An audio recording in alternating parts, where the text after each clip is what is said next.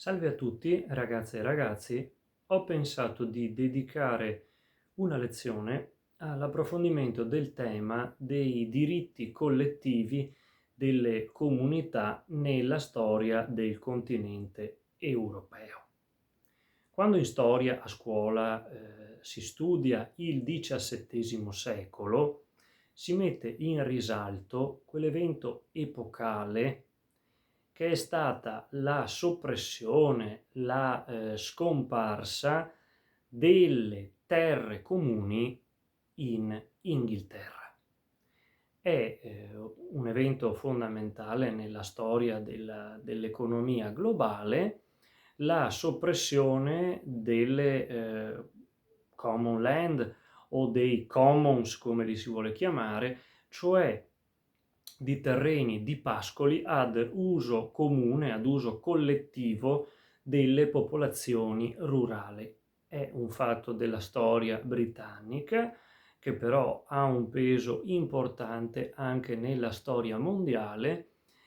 Tuttavia, trattando di questo importante passaggio, non si mette sempre adeguatamente in luce la realtà di ciò che questi terreni ad uso collettivo erano. Non erano delle realtà presenti soltanto in Gran Bretagna o nell'arcipelago britannico, ma si ritrovavano anche in altre zone del continente europeo, e in parte sono retaggi che esistono ancora come diritti tradizionali di alcune comunità che sono riusciti a mantenerli. Dobbiamo quindi cercare di capire bene che cosa sono stati e anche che cosa sono in parte questi usi civici, questi diritti collettivi. Per cercare di far capire meglio di cosa si tratta, ho pensato a un approfondimento sul caso degli usi civici e dei diritti collettivi delle comunità montane venete. Quindi una realtà vicina a noi, legata alla nostra regione, al Veneto, ma possiamo anche aggiungere che questi diritti collettivi si ritrovano ancora oggi in diverse zone della penisola italica, dove a livello comunale questi diritti sono rimasti in uso. Parlando dei diritti tradizionali presenti nelle comunità montane venete, in alcune comunità montane venete, ho pensato di focalizzarmi in particolare su 3 di questi usi civici e adesso cercherò di riassumere in sintesi di cosa si trattava. Il primo diritto collettivo di cui possiamo parlare è il legnatico.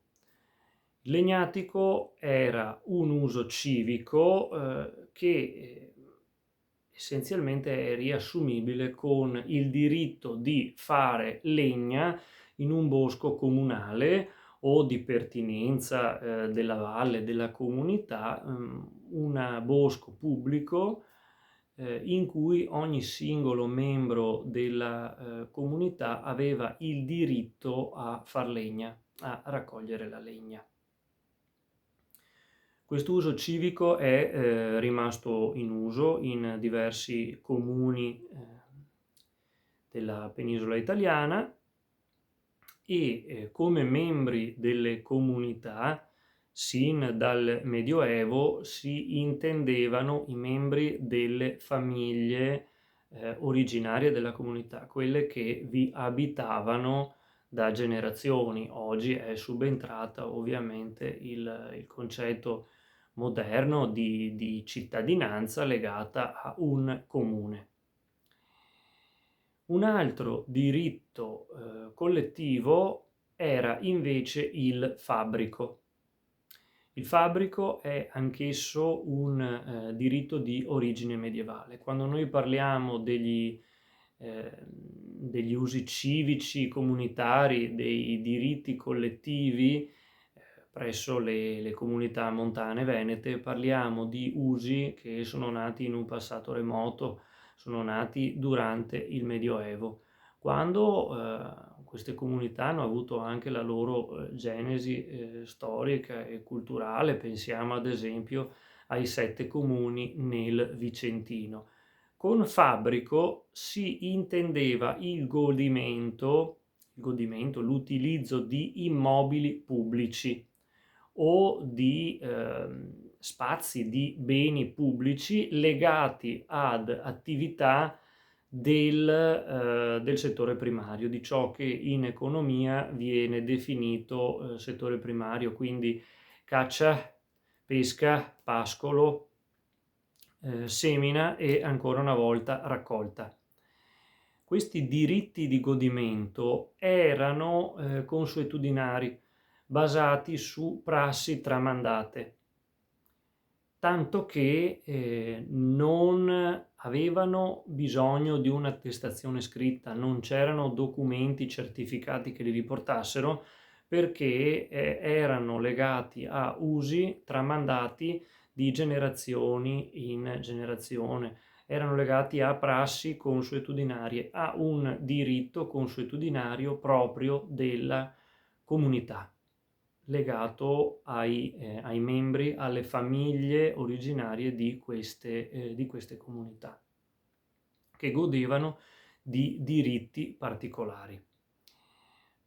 Allora, si parla di privilegi. Etimologicamente privilegio significa legge privata, una legge che riguarda un determinato territorio, una determinata comunità. Perché? Perché è una legge esclusiva, perché si basa sulle necessità di un determinato territorio, di una determinata comunità o anche di un determinato ordine sociale, dipende dai casi, di una determinata categoria. Perché? Perché si dice spesso che non c'è niente di più ingiusto che fare parti uguali tra persone diverse. Determinate comunità, determinate categorie, determinati territori hanno delle esigenze che altri non hanno. Oggi si parla di autonomia differenziata, ma tutte le autonomie sono differenziate. Le autonomie sono fondate sulle necessità di una determinata comunità, di un determinato territorio, che non sono le stesse di altre comunità, di altri territori. Qui parliamo delle comunità montane venete, parliamo di popolazioni che abitavano e abitano zone in cui le risorse disponibili sono diverse rispetto a quelle della pianura, la vivibilità, le possibilità economiche sono diverse, si è legati ai ritmi di un territorio differente e alle potenzialità di un territorio differente. Per cui a queste comunità è stato concesso di stabilire questi suoi usi civici, questi loro usi civici, e di mantenerli proprio in ragione del fatto delle difficoltà o delle particolarità territoriali a cui dovevano far fronte. Dopo questa premessa possiamo parlare del terzo tipo di diritto collettivo di cui volevo trattare in questa lezione, cioè il frondatico, etimologicamente da fronda, no? Per frondatico possiamo intendere in realtà delle realtà diverse. Possiamo intendere il diritto di sfrondare gli alberi per nutrire gli animali, ma possiamo indicare anche qualcosa di più complesso, ed è per questo che ho lasciato il frondatico per ultimo. Le comunità montane venete istituirono in alcuni casi delle associazioni dette comunanze a beneficio delle popolazioni locali, ovviamente di una data zona, di un dato comune. Queste iniziative servivano a distribuire equamente l'uso di lotti di terreno collettivo. E quindi solo le comunità locali potevano godere di questi terreni a uso collettivo, ma di proprietà della comunità, che però dovevano essere ripartiti in modo eguale tra i membri della comunità e le famiglie. Le famiglie originarie, le famiglie che facevano parte della comunità, erano rappresentate solitamente dai maschi anziani, che erano i capofamiglia, che appunto rappresentavano le famiglie nelle assemblee. Non le donne solitamente, perché le donne potevano avere mariti che venivano da altri villaggi, da altre comunità, e questo avrebbe esposto la comunità al rischio di sbilanciare degli equilibri tradizionali, degli equilibri consolidati da lungo tempo, introducendo gli interessi di terzi che venivano da fuori e tramite un matrimonio si inserivano in un sistema che doveva restare equilibrato. Quindi si trattava di terreni ad uso comunitario che venivano ripartiti in parti uguali per le singole famiglie della comunità, e non dovevano esserci famiglie che prevalessero sulle altre, che avessero più delle altre, che avessero delle parti uguali, che avessero meno delle altre. Ci doveva essere uguaglianza tra i membri, come era all'interno di queste assemblee. Abbiamo detto che solo il capofamiglia di ogni focolare poteva far parte dell'assemblea generale della comunità come rappresentante della sua famiglia. In queste assemblee vigeva un'eguaglianza tra pari a livello partecipativo, e questi capifamiglia, se eletti, potevano accedere a dei ruoli di rilievo, a delle funzioni particolari per la vita della loro comunità, o a ruoli, diciamo, a ruoli in organi direttivi. Va bene, dipendeva da come la comunità era strutturata secondo i suoi statuti. In queste comunità vigeva quindi il rispetto delle risorse della collettività, il rispetto del bene pubblico, che veniva ripartito tra i membri della comunità, ma ognuno doveva usufruirne in maniera rispettosa degli altri. I terreni erano assegnati a ogni utente della comunanza, e si trattava solitamente di pressappoco in media terreni di 1/4 di ettaro a testa, porzioni di 1/4 di ettaro, che venivano segnate in maniera chiara con pertiche infisse nel terreno, che assumevano anche un alto valore simbolico.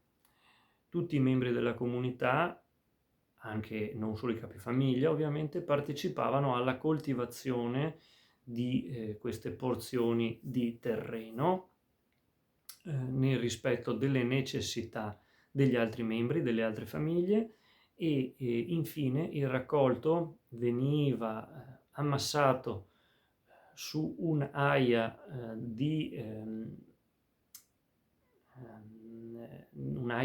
comunità legata all'uso comune, e alla presenza di tutta la comunità il raccolto veniva ripartito in parti uguali. Questo era il frondatico. Quindi ho cercato di chiarire che cosa erano questi usi civici o diritti collettivi, focalizzandomi su un esempio, un caso di studio che riguarda la nostra regione, il Veneto, parlando appunto dei diritti consuetudinari delle comunità montane venete. Tuttavia, particolari usi civici o diritti collettivi si ritrovavano in passato, sin dal Medioevo, e si ritrovano ancora oggi in diverse zone del continente, e abbiamo studiato come nel XVII secolo questa antica tradizione che era sopravvissuta sin dal Medioevo, regolando la vita delle comunità e la quotidianità di queste persone, a un certo punto scompare, producendo anche un trauma, producendo delle rotture serie, drammatiche per le popolazioni dei territori, e spero che questo sia anche maggiormente comprensibile tramite gli esempi che ho citato. Vi saluto e vi ringrazio come sempre per la vostra attenzione.